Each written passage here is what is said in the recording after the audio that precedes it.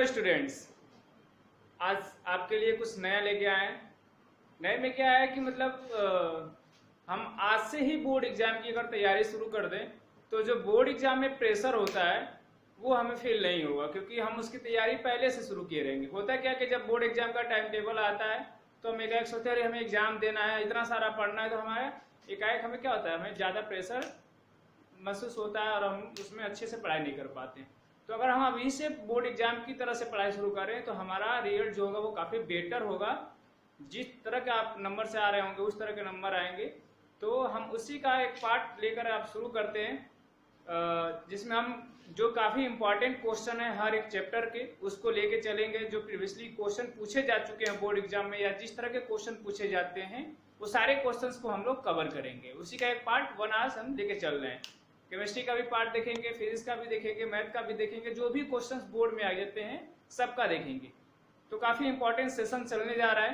तो आप लोग इसको ज़्यादा से ज़्यादा सब्सक्राइब करिए, शेयर करिए अपने दोस्तों के साथ, बताइए कि कितना इंपॉर्टेंट है ये, क्योंकि बहुत ज़्यादा इंपॉर्टेंट होने वाला है ये। सारे क्वेश्चन बोर्ड के ही हैं, ये समझ लीजिए कि यही क्वेश्चन आते ही हैं।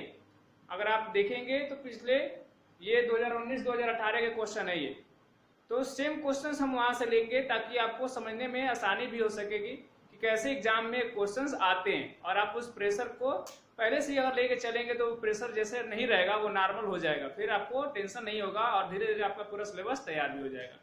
तो चलिए, हमने कुछ क्वेश्चंस को यहाँ पे लिख रखा है जो आप लिख लीजिए, जिससे आपको नोट्स बनाने में भी आसानी होगी। इसको क्वेश्चंस को लिखते जाइएगा, सारे क्वेश्चन को लिखते जाइए, आंसर उसके लिखते जाइए, ताकि बोर्ड एग्जाम के टाइम में बस आपको एक बार देखना होगा और सारा सब कुछ आपका तैयार मिलेगा।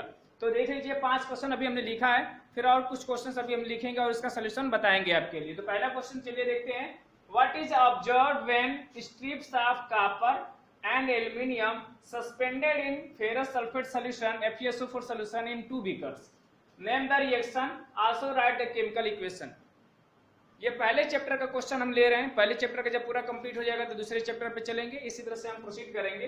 तो पहला क्वेश्चन कह रहा है कि what is observed when strips of copper and aluminium suspended in FeSO4 solution in 2 beakers. मतलब 2 बीकर लिए गए हैं और 2 अलग अलग बीकर में FeSO4 सॉल्यूशन है, FeSO4, और दोनों में क्या किया गया, एक में कॉपर ऐड किया गया है, सस्पेंड किया गया है, और एक में एल्यूमिनियम के स्ट्रिप को सस्पेंड किया गया है। तो कह रहा है कि व्हाट इज ऑब्जर्व्ड, क्या होगा, नेम द रिएक्शन, इस रिएक्शन का नाम बताइए, also right the chemical equation, और उस केमिकल इक्वेशन को भी लिखिए। तो क्या होगा, ऐसे रिएक्शंस में क्या होता है, तो हमें वहां पे रिएक्टिविटी सीरीज को याद रखना होगा कि रिएक्टिविटी सीरीज में क्या होता है कि जो टॉप पे एलिमेंट्स होते हैं वो लोअर वाले सीरीज में जो एलिमेंट होते हैं उनको क्या करते हैं, डिस्प्लेस कर देते हैं, यानी डिस्प्लेसमेंट रिएक्शन यहाँ पे होगा।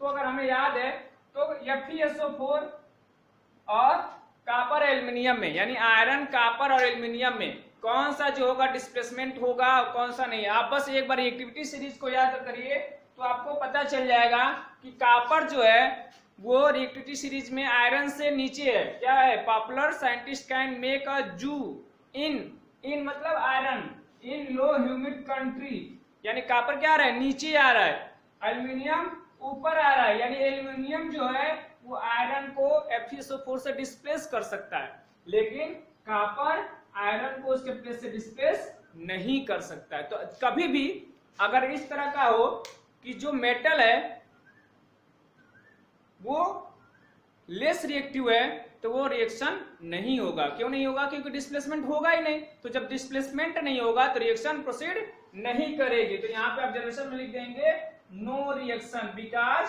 Copper is less reactive than iron, so it can not displace iron from ferrous sulphate. That's it. दूसरा Al plus FeSO4 aluminium plus ferrous sulphate, इसमें क्या होगा, तो एल्यूमिनियम यहाँ पे रिएक्टिविटी सीरीज में आयरन से ऊपर होता है और जो ऊपर एलिमेंट होते हैं अपने से नीचे इसको उनके डिस्प्लेस कर देते हैं अपनी जगह से। जो मजबूत है वो क्या करेगा, कमजोर को उसकी जगह से भगा कर खुद बढ़ जाएगा। ठीक है, तो एल्यूमिनियम जो है यहाँ पे आयरन से ज्यादा स्ट्रांग है, ज्यादा रिएक्टिव है। तो जब एल्यूमिनियम के स्ट्रिप को FeSO4 सॉल्यूशन में सस्पेंड करेंगे तो एल्यूमिनियम क्या करेगा, आयरन को उसकी जगह से भगा देगा, भगा यहाँ से, और खुद जाकर वहां पे अटैच हो जाएगा और कंपाउंड बन जाएगा एल्यूमिनियम सल्फेट, और आयरन वहां से अलग हो जाएगा। ठीक है, तो ये ऑब्जर्व होगा यहाँ पे। नेम द रिएक्शन, कैसा रिएक्शन है ये? Displacement reaction. ठीक है, इसका भी आंसर हो गया। Right the chemical equation, right the chemical equation लिख गया, लेकिन बैलेंस केमिकल इक्वेशन हमेशा हमें लिखना होता है। तो बैलेंस कर लेते हैं। एल्यूमिनियम 2 है, सल्फेट 3 है, तो 3 कर लिए यहाँ पे और ये 3 कर लिए, तो बैलेंस हो गया। बैलेंस करना आप सीख ही चुके हैं। तो ये इस तरह से पहला क्वेश्चन हो गया, जो कि 2 नंबर का, ये 2 नंबर का, ये भी 2 नंबर का, ये भी 2 नंबर का, ये 3 नंबर का और ये भी 3 नंबर का। अब देखेंगे कि कितने सिंपल क्वेश्चन आते हैं बोर्ड एग्जाम में। बस देखते चलिए कैसे सिंपली हम लोग सारे क्वेश्चन को आसानी से सॉल्व कर जाएंगे और आपके दिमाग में सब कुछ सेट हो जाएगा, रटने की जरूरत नहीं पड़ेगी। बस एक काम करिएगा आप कि सारे क्वेश्चंस को लिखते चलिएगा और उनके सॉल्यूशंस को करते चलिएगा, लिखते एक नोट्स बनाते चलिए पूरे का। चलिए सेकंड क्वेश्चन देखते हैं। What happened when NaCl solution reacts with AgNO3 solution? क्या होगा, क्या होता है जब NaCl सॉल्यूशन रिएक्ट करता है AgNO3 सॉल्यूशन से? Name the 2 types of reaction, जो 2 रिएक्शंस हो रहे इसमें उसका नाम बताइए। कितना सिंपल है ये। 2 कंपाउंड अगर इनमें रिएक्शन होगा तो कैसा रिएक्शन होगा? डबल डिस्प्लेसमेंट होगा। डबल डिस्प्लेसमेंट, क्योंकि Na plus Cl minus Ag plus NO3 minus. Double displacement reaction क्या? Exchange of the ions, ions का एक्सचेंज कर देना। NO3 से रिएक्ट कर लेगा, AgCl से रिएक्ट कर लेगा, तो बन जाएगा NaNO3 plus AgCl। NaNO3 plus AgCl, ठीक है, जिसमें AgCl एक क्या है? प्रेसिपिटेट है। तो इस रिएक्शन का नाम क्या है? यहाँ पे कहा है कि 2 रिएक्शन इसमें हो रहा है, 2 टाइप्स ऑफ रिएक्शन। पहला डबल डिस्प्लेसमेंट रिएक्शन और दूसरा क्या नाम है? जब प्रेसिपिटेट फॉर्म हो रहा है तो इसको प्रेसिपिटेशन भी रिएक्शन कर सकते हैं, precipitation reaction.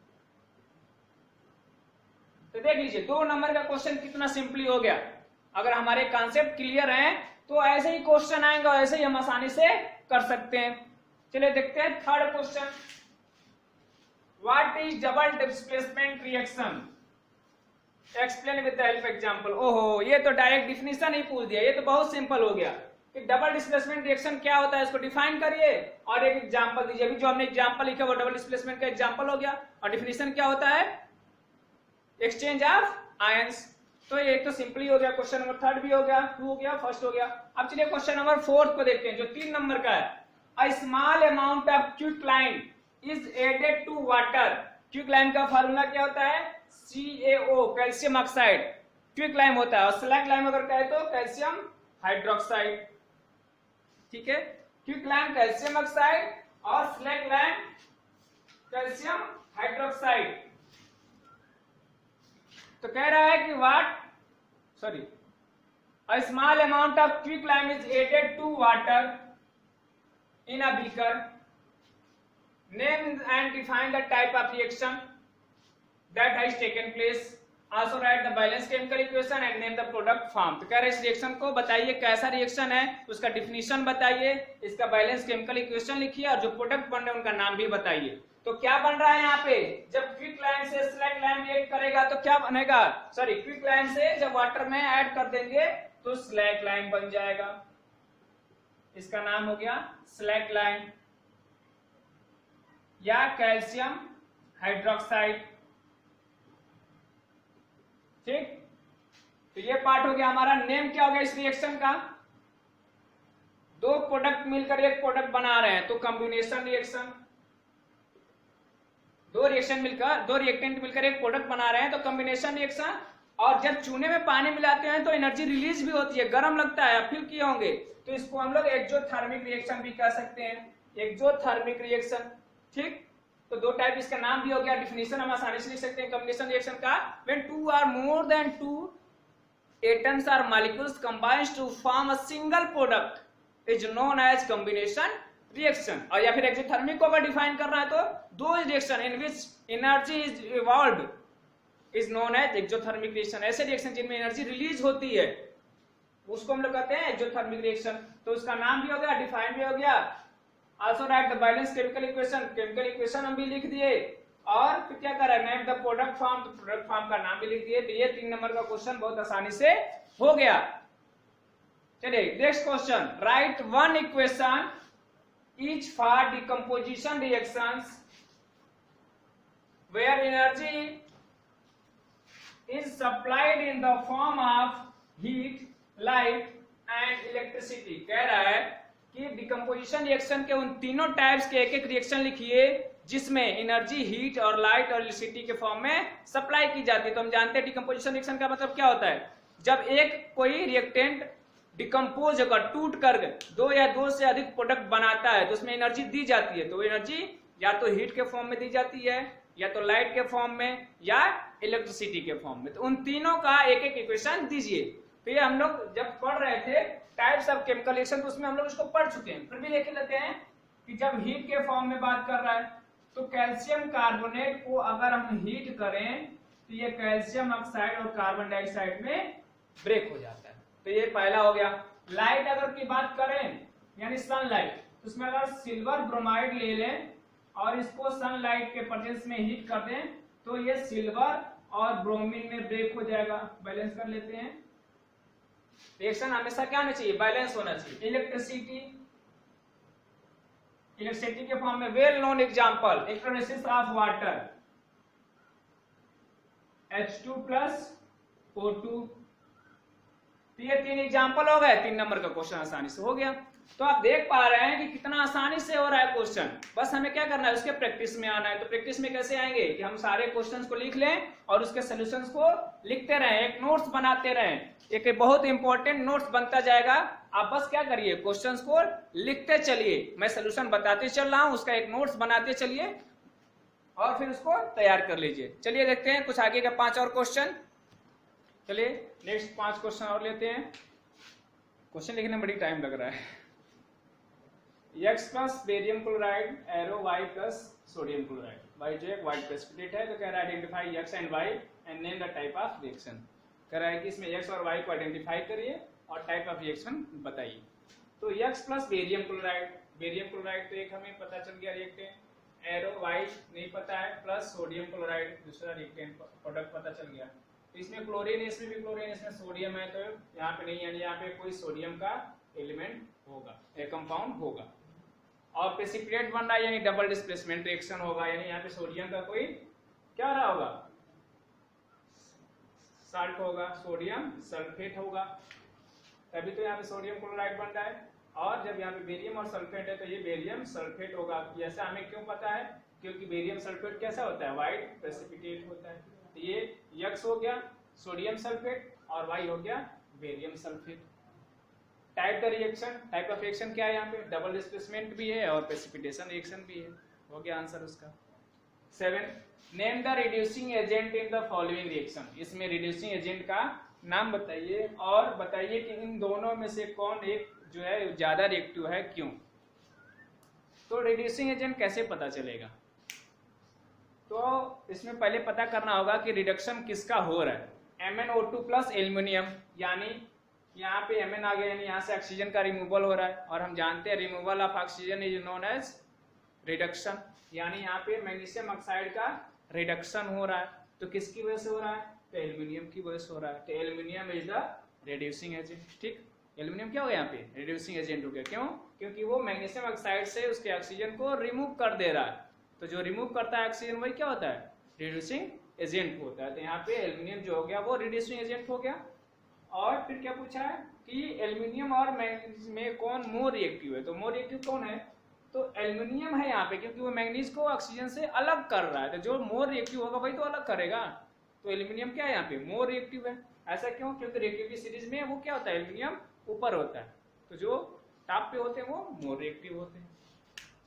Define a balance chemical equation, एक बैलेंस केमिकल इक्वेशन डिफाइन करिए। Why should an equation be balance, एक इक्वेशन बैलेंस क्यों होना चाहिए।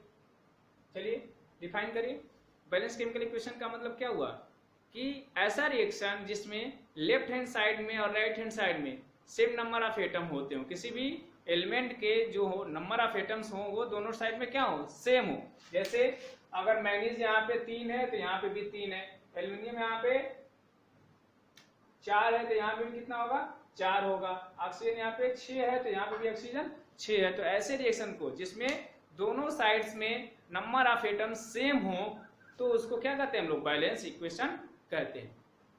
कि वो बैलेंस क्यों होना चाहिए, why should an equation be balance, एक इक्वेशन बैलेंस क्यों होना चाहिए, क्योंकि हम जानते हैं from the law of conservation of mass that the total number of reactant is always equal to the total number of product, या फिर the mass of the reactant is always equal to the mass of the product, या फिर energy is neither created nor destroyed, mass is neither created nor destroyed, यानी total जो मास होना है वो same होना है। यानी इसका मतलब इक्वेशन हमेशा बैलेंस होगा तभी तो वो डिस्ट्रॉय नहीं होगा, सेम मास बनेगा यहाँ से।